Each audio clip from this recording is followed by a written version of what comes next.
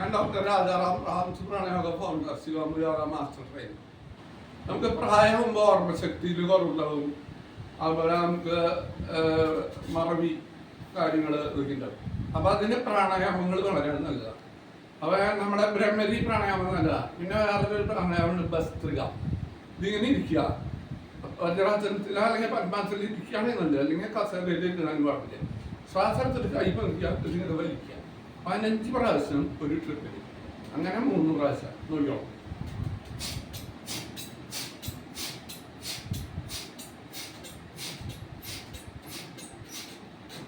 കൈമലർത്തി വയ്ക്കുക, നമ്മുടെ ശരീരത്തിലെ മാറ്റം ശ്രദ്ധിക്കുക, കുറച്ച് നേരം ഇരിക്കുക. ഞാൻ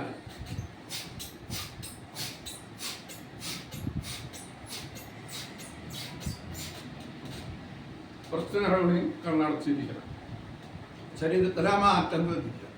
ഇനി 3ാമത്തെ പ്രാവശ്യം.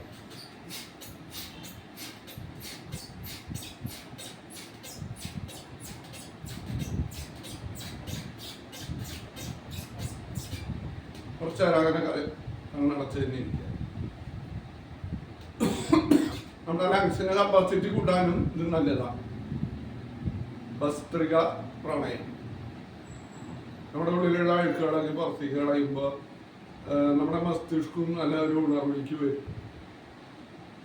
കൈ കൊട്ടി തിരുമ്പുക, കണ്ണിൻ്റെ മുകളിലേക്ക് കൈ ഒന്ന് പതുക്കെ കണ്ണു.